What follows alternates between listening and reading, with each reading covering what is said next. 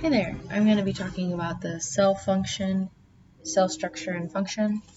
This is my little thing that I drew. Okay, so I'm going to be talking about the different parts of it and relating it to our bodies. So the Golgi apparatus, basically it transports and modifies proteins in eukaryotic cells. An example of it is the heart packages nutrients and sends them off to parts of the body that need it. So that's really important, and that's just a cool example of it.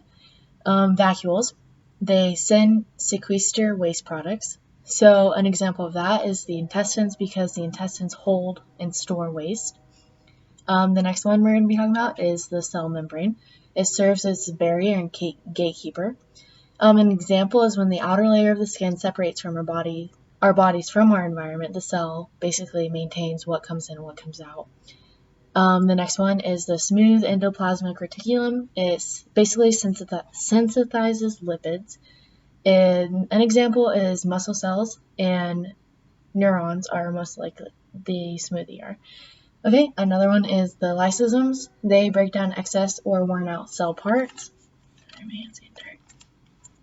An example is they can be thought of as the digestive system of the cell because it breaks down molecules using enzymes. Another one is the rough endoplasmic reticulum. It makes proteins. An example is the intestines are most like it. Cytoplasm, it provides shape to the cell.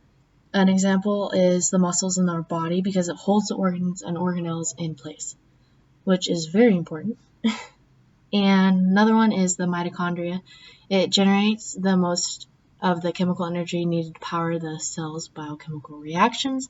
An example is basically it's just really vital to our survival because it generates the currency of the cell, the energy currency of the cell. The nucleolus produces and assembling the cell's ribosomes. An example is the food we consume can be basically like the nucleolus.